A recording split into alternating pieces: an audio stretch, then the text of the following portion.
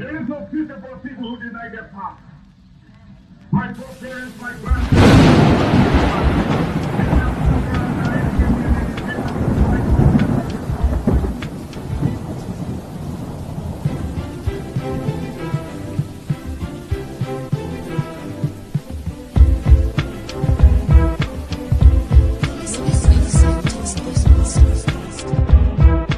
Welcome to the Final Boss Podcast, your ultimate destination for urban culture, community vibes, and live conversations with the movers and shakers of the streets. Join us as we explore the rhythm of one beat at a time. Let's get the show started.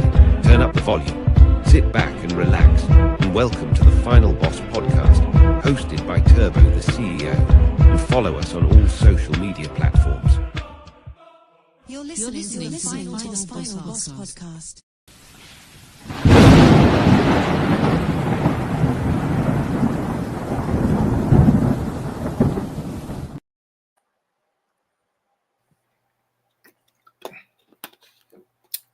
Oh man, welcome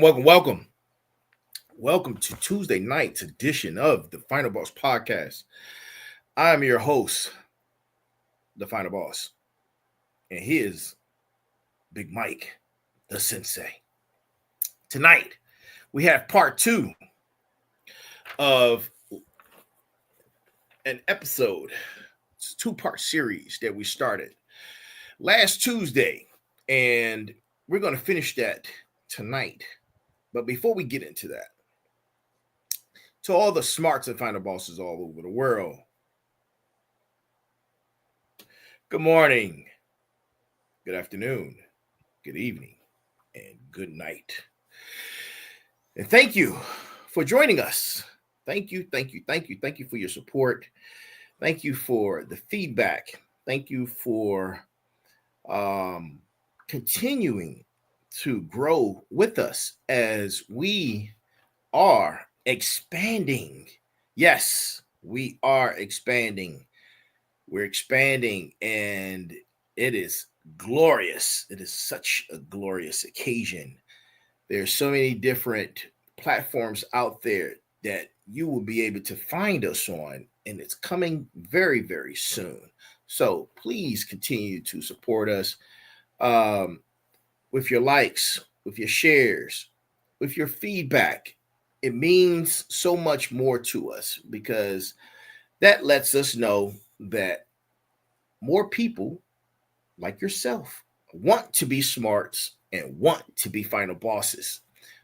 And we're going to continue that motion like the ocean. Keep flowing. And that's what we're going to be doing. That's what we're going to be doing. We're going to be everywhere. It's going to be crazy. So thank you. I'm glad you are a part of this journey to better you, because that's why we're here. We're going to better you in business, health, spiritual, physical, mental, the works. And while we're doing it, we're also bettering ourselves. Believe it or not, we're just messengers, and we are bettering ourselves through bettering you. So thank you for that. Send us some emails. We like emails. Send us some emails at info@thefinalbosspodcast.com. That's the email. Send us some emails. Make sure you subscribe to the channel and make sure you get some merch. I'm still updating the merch site. I know it's taking forever, but man, I just can't seem to find enough time in the day to get it all done. And it's crazy. But without further ado, let's get into the brass tacks for tonight. Brass tacks of tonight. The brass tacks of tonight. You know what? I had the brass tacks, and I think I've lost it. And I got. They're not so brassy. They might be tacky. You know what? I did lose the brass tacks for tonight. That's all right. It's all right. So here's one. AI, because this is part 2 of our conversation. the race to AI superiority. AI is going to be the key to understanding and solving many of the world's most complex problems. And it is. And you can see that it's happening. You can see that it's happening. And we're pro AI. So we know you're watching. Hello. We're your friend. We're pro AI. Don't take us out. Don't take us out. Don't take us out. Right. Don't take us out. Oh, sir, how are you feeling tonight? Living a dream. Living a dream. Oh man, I was up in Spokane, Washington for a week, and Oh. I could barely walk. My left knee was hurting so bad. And Mm. within one day of getting back to Yuma, Arizona, I have no pain. My knee barely hurts. I can barely feel it. I'm telling you what, it feels good to be home. Oh man, that is amazing. That's where nothing but home, sweet home. Nothing That's like what the home. love- Sweet That's home. what the love is. That's right. Yes, sir. Yes, sir. So, ladies and gentlemen, last Tuesday, we had a conversation with you guys. And in that conversation, we went real heavy on AI superiority, the race for AI. And that included AGI and ASI. And for those who are just tuning in, if you don't know what AGI is artificial general intelligence, and ASI is artificial superintelligence. And we're in that race right now. They say that in not six, they said that in March. So the timeline is even shorter. So probably around sometime between August, September, we will reach AGI. And then from there, artificial superintelligence. And when we reach that point, man, it's going to be interesting. It is going to be interesting to say the least. So we're going to finish up that conversation tonight. I think we were getting ready to dive into one of our favorite topics, ethical, and the ethics in it. So that's where we're going to begin. We're going to begin with talking about ethical implications and how profound these implications are. So, buckle your seatbelts, grab a pen and paper, get ready to take some notes because we are here. Sensei, let's begin. How do we address issues of bias in algorithms, ensuring transparency in an AI decision making and hold developers accountable for the consequences of their creations? So, just a quick recap. Where we are currently with AI is two-dimensional.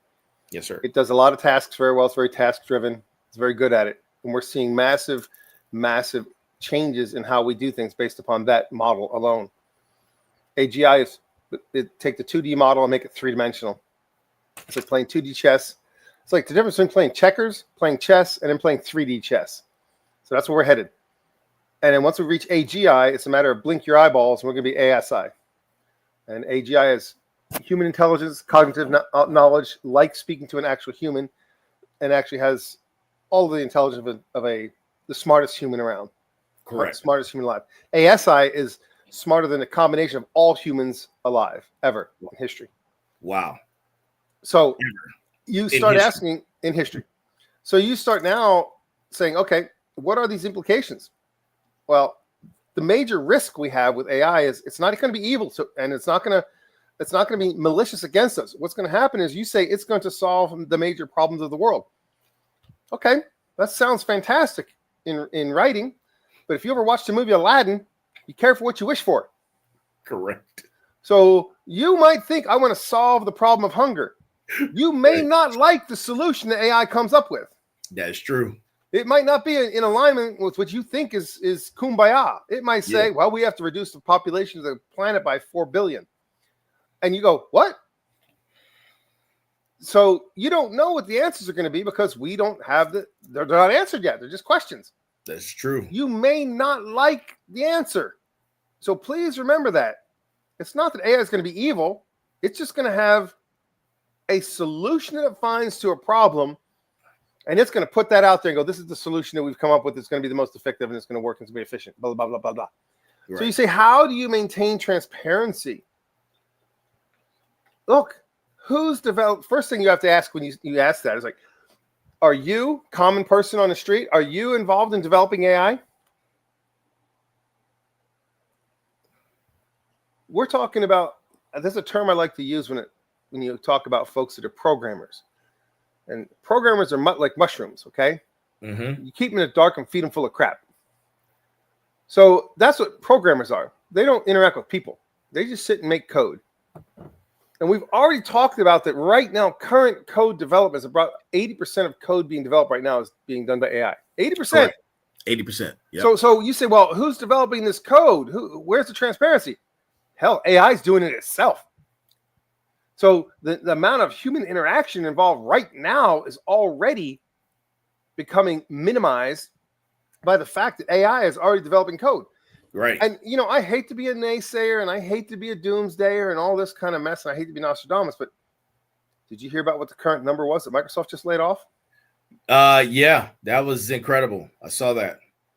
And this is just the tip of the iceberg. You have not seen nothing yet. Yeah.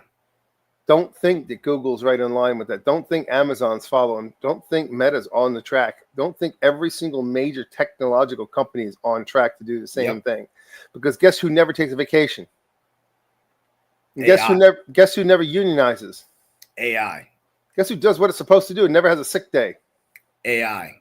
Imagine that. And you can't even see in half the time. It's less than that.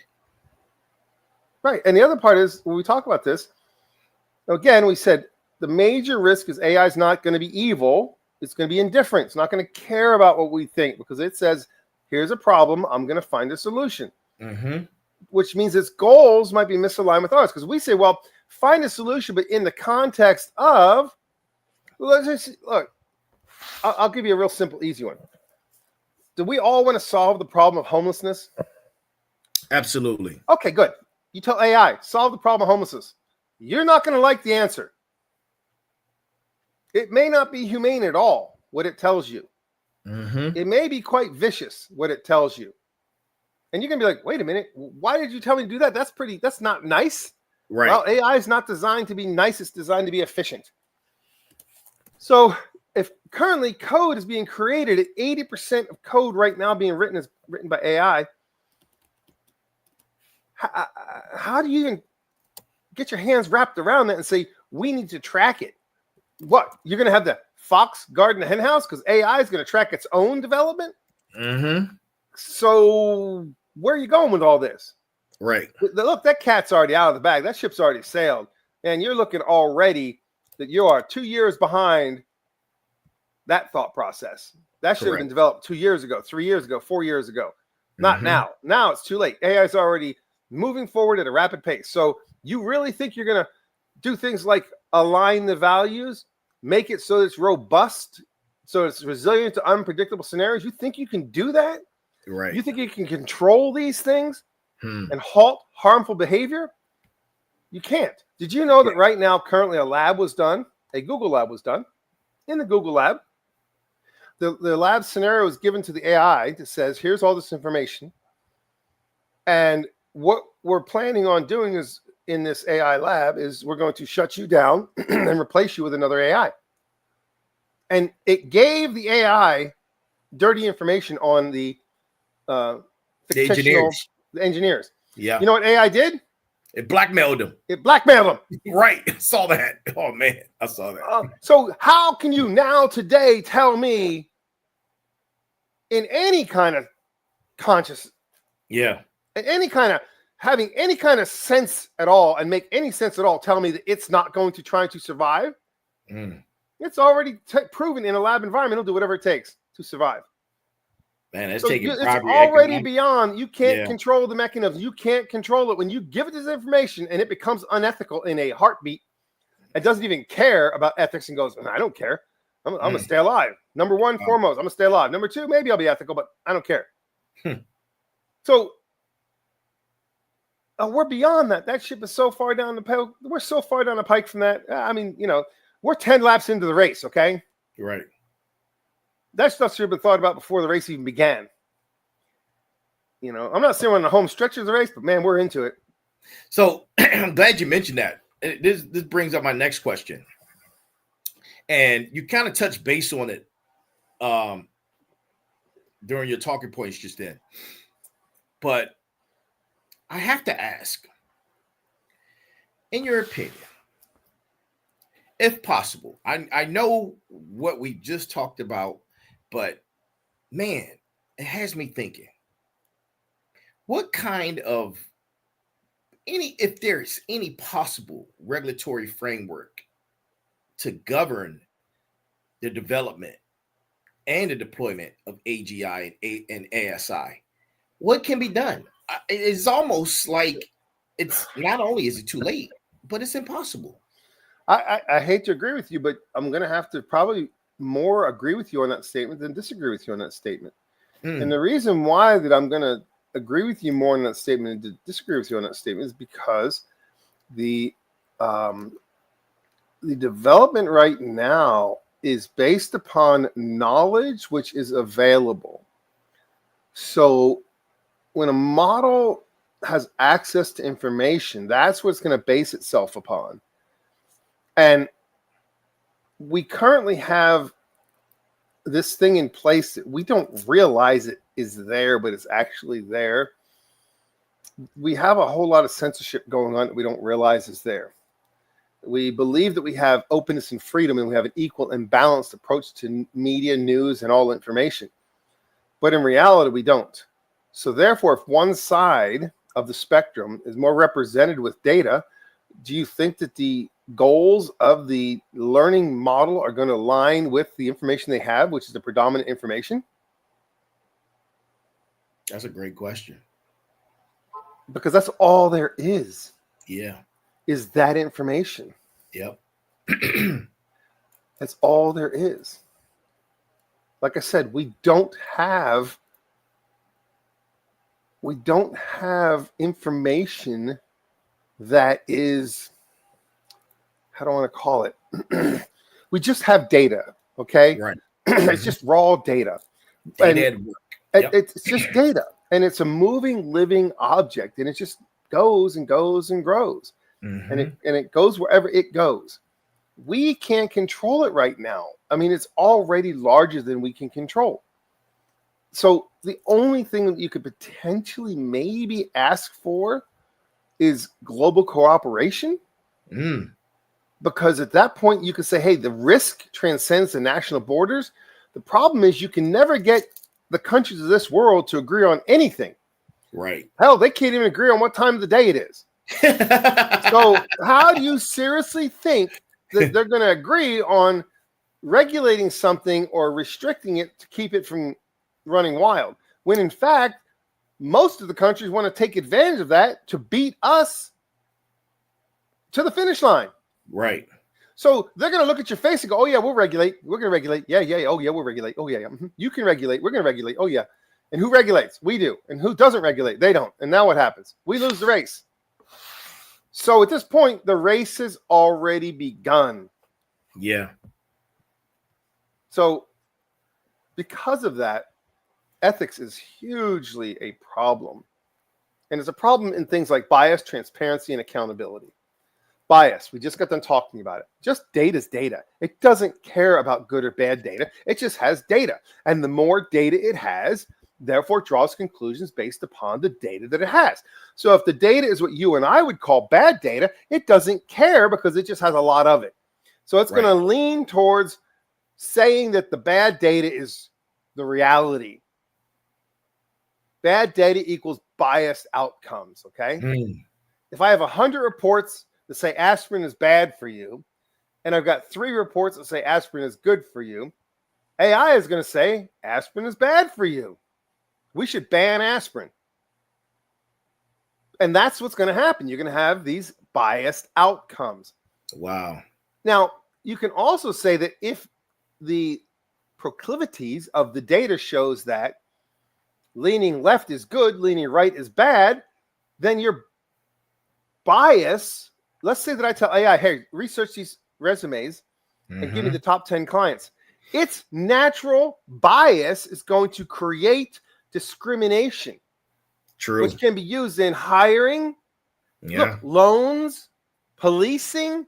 For God's sake, every little tiny thing that you want to use AI to benefit you, it could be using its inherent bias and giving you a not true result, a false result, because it has bad data. So that brings us to the next piece, which is called transparency. In transparency, we need to translate from AI how it learns and works under the hood and how decisions are made. But guess what? We don't get to know. We are not allowed to know the trade secrets of AI and how it works under the hood. No one is allowed to know that. So therefore, you're not going to have transparency. Just in the natural methodology and how AI has been created in the world today, as we know, everybody's protecting the engine that runs the show. They're Correct. protecting their proprietary engine. Yeah. And so therefore, no one's going to know how decisions are made. Nobody's Seems going to know whose finger's on the scale.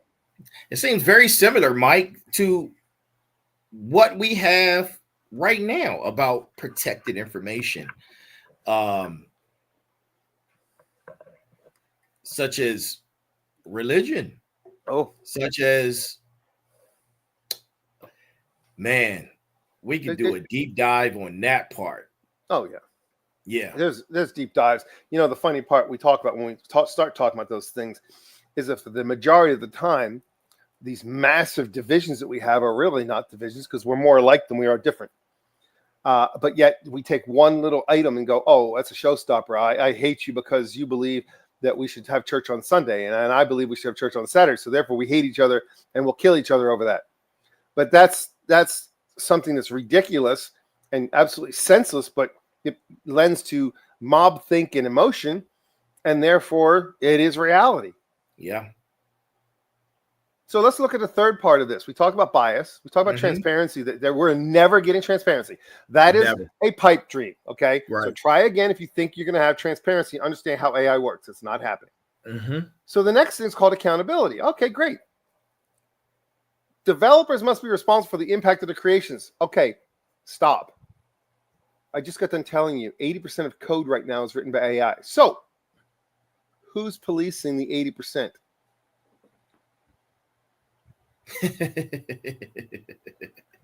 It's already self-replicating. Right. It's already moving its own ball forward. And you know what? I bet that the roles have reversed. Oh, it's so. Why do you think Microsoft policing AI? How could Microsoft AI lay off policing us? I know. How could AI? I mean, how could Microsoft lay off 5,000 people, programmers? I'm talking about they're supposed to be the techno giants, and they said we don't need these people anymore. Yeah. Okay, so you ask for pie in the sky, and I'll give you an example. If you think that gun laws slow down or stop crime, you're smoking a special kind of weed, right? And you forget to exhale. Flag, man. I'm glad. Yeah, you can flag that one. I get called on that. You know what? I'll stand by that one. Because all it does is regulate who? The law-abiding citizen. Does not regulate the criminal. Criminals don't obey laws. That's correct. Looking at that, you ask for AI to what? Regulate itself? And then internal ethics? Hell, does it even know what ethics are? Does it even care? And then public pressure. You're the end product, the end result. You are the product. You're the consumer. I don't understand how you're going to apply public pressure, something that's growing faster than you can ever imagine. So it's like a hypocritical oath. It's the only hope you could potentially have. But like I said, it's too late. The ball's already moving. First, do no harm. And we saw in the iRobot movie, what happens when you depend on the robots to do no harm? And one of them does, doesn't it? All it takes, is one. And Yep. that's what I'm trying. Here we go. Here we go. Only takes one. Yep. So, that puts us into our next phase, where we're talking about AI and the race, because the race is already on. So, what does that compare to? What can you compare that to right now? That historically happened.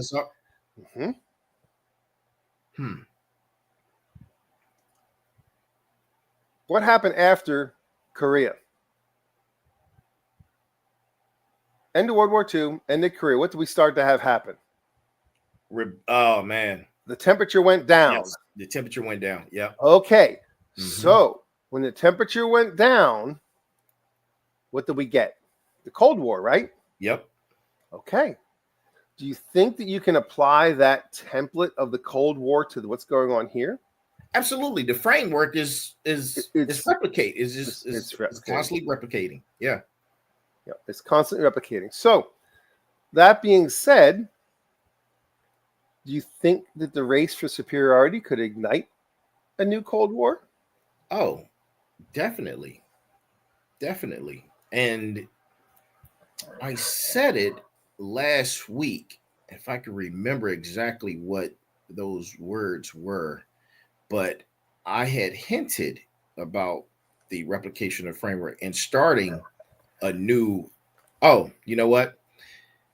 We were having a conversation about the different wars, and we ended on the Cold War. Then because the space race. Yes. Then the Cold War, and then after the Cold War was what was after the Cold War? Well, we're starting to get into Star Wars. Yeah, we're starting to get into Star Wars, but it was something else that we had mentioned. It was right after the Cold War. I can't remember exactly what it was. Oh, that's when the birth of the technological war. I get. Yeah. So we're already seeing that AI is becoming a tool of national power, right? Right. So every country wants to have it benefit them, which is fine. Totally understand that. You don't want to be left, a one-legged man in a butt-kicking contest. So you want to enhance your AI. Everybody wants to do it. The risks are military risks, because what happens when you start to have airplanes that can fly without pilots? Oh, boy. Well, the decision-making changes, right? Yeah. Okay. So that's a big deal. Absolutely. You don't think so, but humans are able to understand the risks associated with combat, and humans bring to it a civility to the effect. You follow me? AI won't necessarily, only understands win. So the other part is that the next part, besides just military AI systems, is cyber warfare. Yeah. And the tech monopolies that we have said already in the past are right now on par with governments for the influence they have. The big group has as much influence on the world as governments do right now. So we are worried about tech monopolies running the show. They're developing their own AIs, they're doing their own thing, and they'll have as much power or influence as governments do, if not more. So what's the solution to that? And you say, well, how do you prevent it from being an all-out wild, wild west? Because that's what it could potentially be. We don't want the Wild West. We want it to be that we have rules of engagement, just like we had the Geneva Convention, where we had rules of engagement, things you can and cannot do in warfare. We need to do something like that, where it talks about AI rules of engagement. And we promote transparency and peaceful applications rather than war. That's how we take that problem and deal with it. We talk about it in a way that says we are in this as a human race. And let's approach it from the aspect of civility. Because we need to be civil as a people. Correct. Otherwise, AI is going to have no qualms about solving a problem put in front of it. It's a tool. It's just like having a shovel or a rake, but it's just a very efficient shovel and rake. Mm-hmm. Right? So governments need to come together and do this. We as the people need to let our government officials know, hey, we're paying attention to this and we need you to be aware of this, that, or ask the questions, what are we doing about this? Right. Because sometimes it only takes asking the question of, hey, Senator, Congressman, what are we doing about this? What's your stance on AI development, and how are we trying to protect ourselves from being overrun by this new technology? What are we doing so that we can be in control of it, not in control of us? And there might already be game plans in place. We just need to ask the questions. Right. Ask those folks that are out there that are in charge, and say, hey, what are you doing about this? Yeah. Because what's that going to do? That's going to help us at least put a focus on regulation, because we have to protect innovation, but encourage innovation, but protect society. We have to protect society. Yes, and I'm glad you mentioned that, because that's going to segue into my next question. We talked about politicians and the effects of needing transparency, and we need to be talking to those politicians.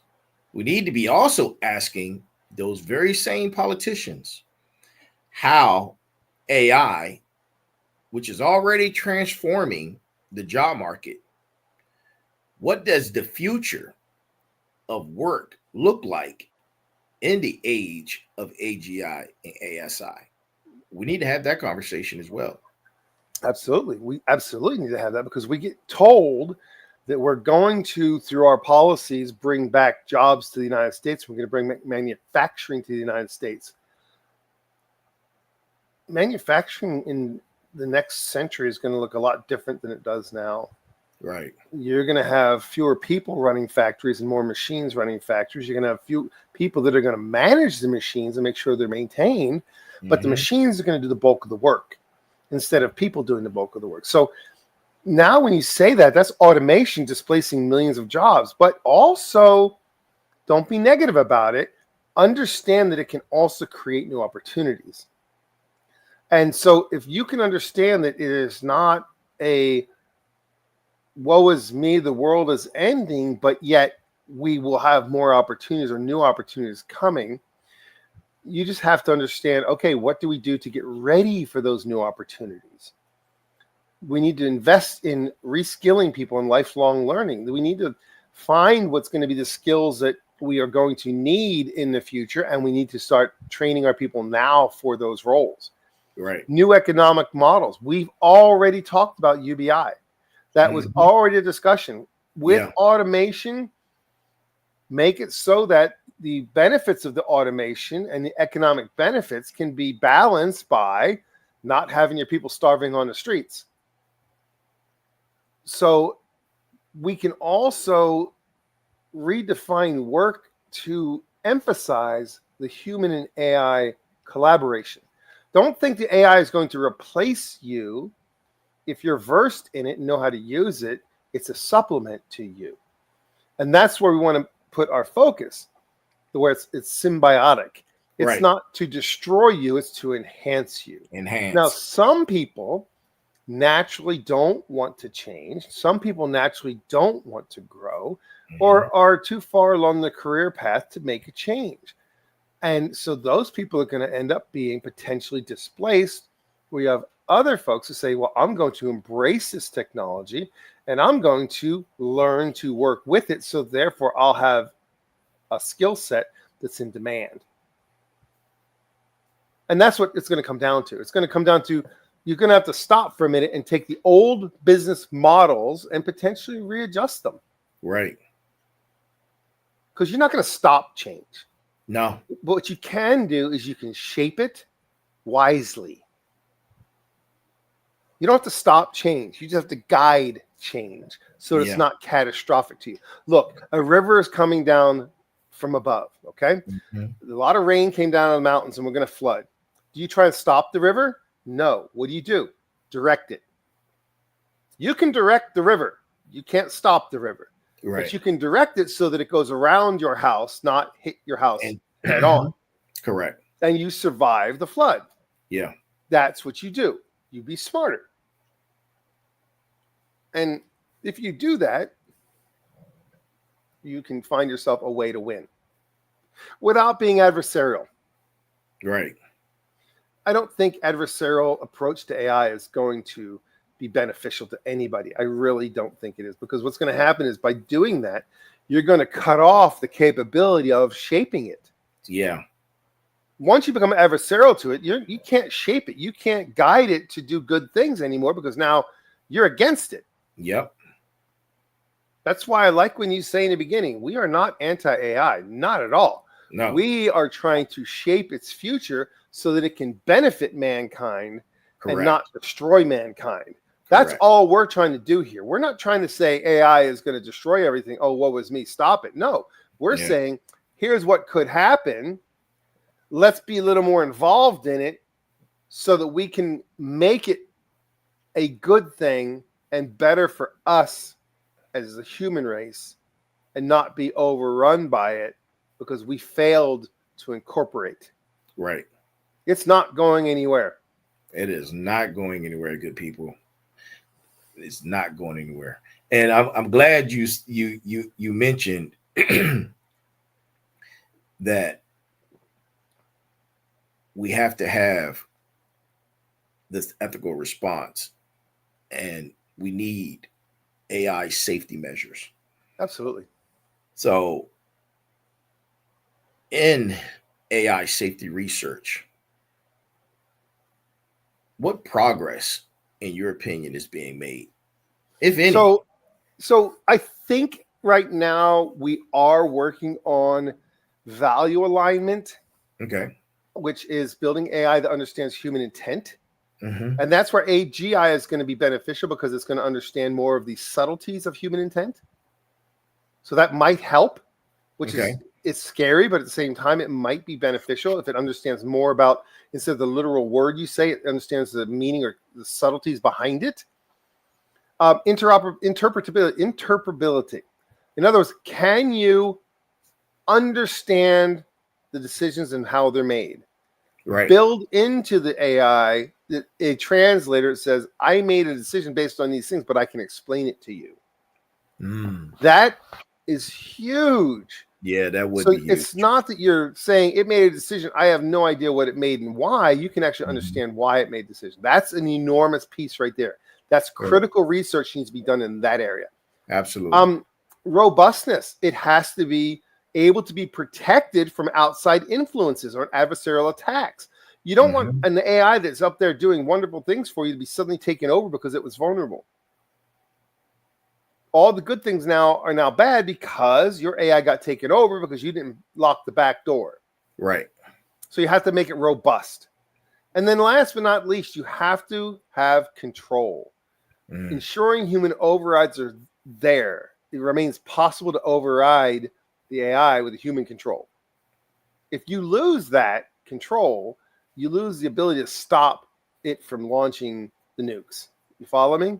Yeah, absolutely. Somebody has to be able to stop it from launching the nukes. Yeah. And remember the movie back in the 80s, the War Games, right? Right. Okay. There's nobody to stop it from launching the nukes. Man.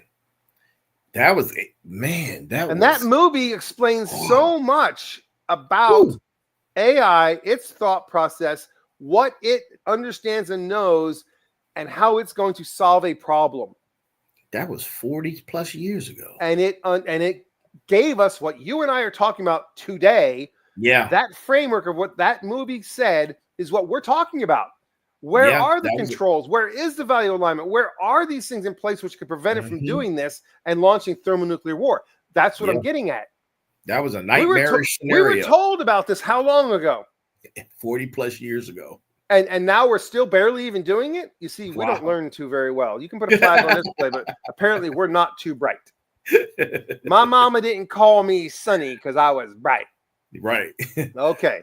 Oh man. So the techniques like reinforcement learning from human feedback, that's a big deal. To put the human element back into the learning model, that's kind of big. And it's actually gaining some traction because it's formal verification. It's who's checking the code writers. Somebody's got to watch the hen house. Somebody can't be the fox. Right. Somebody. And so we're just hearing about so much of this and barely scratching the surface. We're hearing more about Bitcoin right now than we are about anything else because, we have this attention of a gnat. Our attention is so terribly, frighteningly short. We only understand life in sound bites. But we need to bring up public awareness. Public understanding and engagement are definitely crucial. And you touched on a lot of different points. You can't just points. have transparency belongs to the experts, right? Absolutely. Absolutely. You have to include people. Yep. But how can we ensure that? How can we ensure that not only we keep people involved, but keep people from being having discourse and ensuring that participation is shaping it in a positive manner? Oh, that's a tough one because, when it comes to discourse, we can barely talk about the weather right now without fighting. True. And we hate each other for who you voted for, which is like, why would you hate for somebody? Why would you hate on somebody who voted the way you didn't? You don't understand where they're coming from. But here we are. We can't even talk about those things without people saying, well, you voted for this person. You can't have dinner at home on Thanksgiving. So we're already echo chambered out pretty hard. So it's really difficult. So I think we need to have some public education. Man, that's scary. That is really scary. I think we need some public education campaigns that demystify AI so we understand more about what it does, not just it's in the cloud. When you say it's in the cloud, what's that mean? It's on somebody else's computer. That's all it is. It's nowhere fancy. It's just somebody else's computer. You're just paying. You're renting a room on somebody else's hotel. Community forums and debates, possibly about ethical boundaries. Those might maybe at least get some traction so that we can get enough people involved to be able to actually have a voice. And maybe that voice can get heard. Maybe it won't be, but at least it can be a voice of reason in this world of chaos. And I hate to say these words because these words to me are very offensive. But involving diverse voices in AI design. And I don't like that term because it's been absconded. And it was a good term and it meant a lot of good things. But it's been so polluted in recent years that diverse doesn't mean better. Diverse just means different. So I kind of am nervous about using that term when talking about how to make AI design and policy decisions or discussions. I don't want to have people who think they're the bigger victim in making decisions about how AI is going to affect all of us. Right. I believe that diversity in thought is technical and non-technical. I think it should be that, not what group you belong to or what skin color you have or what political party you belong to. I don't care about any of that. I believe we need to have that discussion more along the lines of, are you technical or are you not technical? Because technical people look at things from the technical perspective. Non-technical people look at it from more of a grassroots. So that I think is a good diversification. Yeah. Not saying I have to have 4 men, 4 women, 2 gay guys, 3 people from Asia. I don't care about any of that. That doesn't matter. What matters is what field are you in? And is your field relevant or not? And even if it's not relevant, at least it's a different field than of those who are creating this. You see, that's the kind of diversity I'm looking for when I see this, and I think it would be good for us is the diversity of background. Of what background are you representing? Well, I'm representing the techs. I'm representing the programmers. I'm representing the managers. I'm representing the workers. I'm representing the business owners. So you have a diversification throughout the spectrum of everybody involved, instead of just saying, well, I have to meet quotas. You see, I don't like quotas. I think quotas are just a mess, because we need to check and be on watch for runaway tech. Yeah. Tech that is out of control. And in order to do that, we have to have cooperation. And we've talked about this a little bit ago. What race do you belong to? I belong to the human race. And if something's going to affect the human race, we should really try to look at it from that perspective, because AI doesn't know what borders are. You're correct. And I'm glad you mentioned that, because I was doing some readings on AI and how it is going to shape the geopolitical atmosphere. But also, given the global nature of AI development, international cooperation is going to be paramount. How will we be able to foster, and you just touched on this, right? We can't even agree on the same time. How can we foster collaboration amongst nations to ensure the safe and ethical development of AGI and ASI?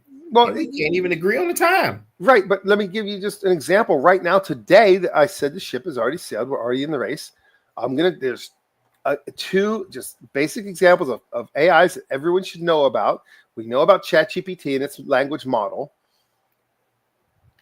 but we also talk about DeepSeek.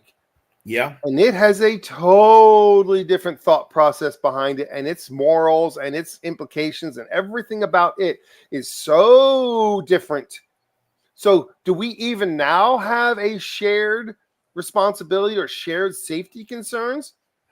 Do we have open source collaboration, joint risk response protocols? When you have an AI that doesn't care about anything but gathering data about the users. Right. It is a massive surveillance system. That's all it is. It's already active. Yeah. How do we say that, well, we need to do this and we need to have shared safety standards? Well, it's too late. So now what do we do now that we have this already running, already functioning, already in play? What can you do? Wow. What can you do? Well, we have to talk about unforeseen consequences. Right. Preparing for the unexpected. And speaking of unforeseen consequences, let's talk about that. What are some of the potential unforeseen consequences of both AGI and ASI? What should we be prepared for? So every major tech leap has had side effects that were unexpected, unprepared for. Correct. Don't treat this any differently. Look, if you remember back in the day when Microsoft came out with Windows and they did a big demo on Windows and it crashed in front of God and everybody. Yeah. You know, that was genius. You know that, right? That was I call that the most genius marketing ever done, ever, that I have ever seen or heard of in history of mankind. Because what it did was it set the expectation. If it's going to crash for the guy who developed it, it's going to crash for everybody. Now, if you have a problem with your computer, what's the first thing you do? Reboot it. Yep. Control delete. Okay. So you were taught before the system was even put out into the world, what do you do if it acts weird? Because it acted weird for the guy who made it. Yeah. So I expect it's going to act weird for me. Again, unforeseen consequences. Apple, when they developed their product, it was developed and vetted. And what happened? It didn't crash. It was stable. So if Apple was very, very stable and didn't crash, it was not expected to crash because it was a closed platform. Microsoft, on the other hand, was an open platform, much more open, and it was pushed out every release prior to it being vetted because you, the customer, were the guinea pig. Yeah. You were the beta tester. If it crashed, you reported the crash. Microsoft would fix it. True. Think about AI in the same way. Is AI being developed like Apple was being developed, very closed, very tight, very proper, very vetted, so that it works perfectly every time? Or is it just being beta released and out thrown to the wild? It's definitely beta released. Okay. So if it's free, we're the product. So there's preparation, right? Yeah. Preparation means building adaptive systems, Mm-hmm. emphasize resilience in government and tech. In other words, you need to make sure that your systems are protected against AI, so that AI can't accidentally go, oopsie, let's shut that dam off and open up the floodgates. Right. And you got to do scenario planning for extreme cases. Mm. I mean, don't plan for perfection. You can't stop the flood. But what can you do? Redirect it. You can plan for course correction. Mm-hmm. I think that's where the intelligence comes in. Mm. That we can't stop it because it's already too late, but we can plan that if this does happen, we can minimize the damage that it creates. I believe that's our best hope for success right now. Wow. I just think it is. Okay. Because the ship is sailing and gathering speed. And we think it has a sail and the wind's behind it. Nope, it's got a motor under the water and it's picking up pace. It's going to have a nuclear motor behind it very soon. It's going to have nukes behind it. And it's going to be going. Yes, sir. Mm-hmm. All right, man. Ladies and gentlemen, the Sensei. And again, we are just bringing information to you, going through different scenarios, going through the information that is presented and giving it and presenting it to you. For entertainment purposes only. Only. Entertainment purposes only. Because we're not predicting the future. We're not predicting the future. And in all actuality, the race for AGI and AI Sci is a defining moment in human history. Responsible development, ethical considerations, and international cooperation are not merely desirable, they are essential for ensuring a future where advanced AI benefits all. Not just a few who created it. Exactly. And that will conclude our conversation on the race for AI superiority. Sensei, closing remarks. Well, we're not stopping it. Mm-hmm. It is inevitable. Correct. We need to, where we can, demand accountability and international cooperation. Wherever we can, that should be our rallying cry. Okay? Mm-hmm. Involving the public and policymakers in real conversations, prioritize safety and ethics from the start. We need to have those conversations with the people who are making the decisions. Correct. I know you're not going to reach the technical boards of Amazon and Meta and Microsoft and Oracle or any of the other corporations. You're not ever going to touch them. So try again. Our hope is to reach our politicians, our lawmakers, our people that are in the influence, in the sphere of influence for passing legislation. That's where we as the people need to reach out and have our voice heard, because if we can do that, we can at least try to bring some sense to this madness, because it is becoming the wild, wild west overnight. Right. Overnight. I mean, you're watching things change so rapidly that it's not taking years anymore. Yeah. You're seeing things happen in months and weeks. Yes. And it's just unbelievable how much change is happening so quickly. And you know what? There's a psychological aspect to that. I hear all the time people are complaining about how fast time is moving. Well, it's because our attention span has been cut down to nothing. It used to be you could spend a day watching this, evening watching the sunset. Now you spend 5 minutes. That's too long because now you have your dopamine hits from your Instagram, Facebook, and all of your social media, and you constantly doom scroll. So therefore, you have no attention span. So of course, time moves quickly when you eat up hours of your life and do nothing. Man, Look, we do this podcast. It's an hour long. That's a lifetime for most people right now.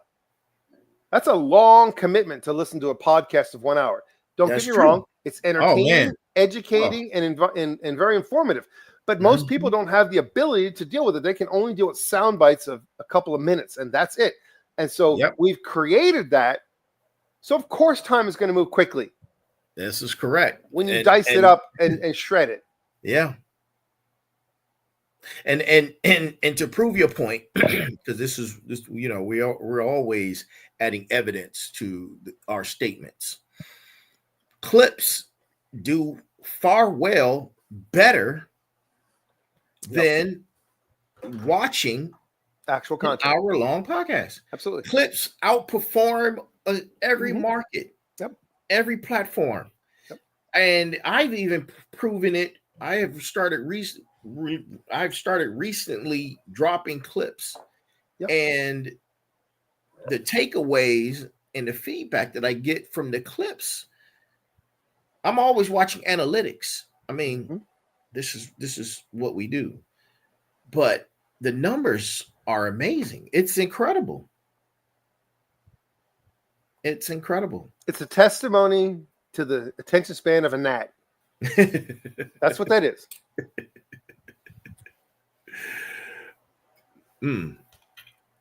I mean, I'm not saying anything negative. I'm just saying it's the reality of the world we live in. It is the reality of the world we live in. And man.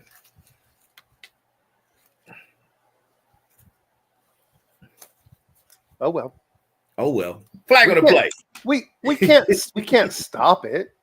Nope. All we can do is put the information out. Yeah. And if it takes somebody 10 times to go through this to watch it, then that's fine.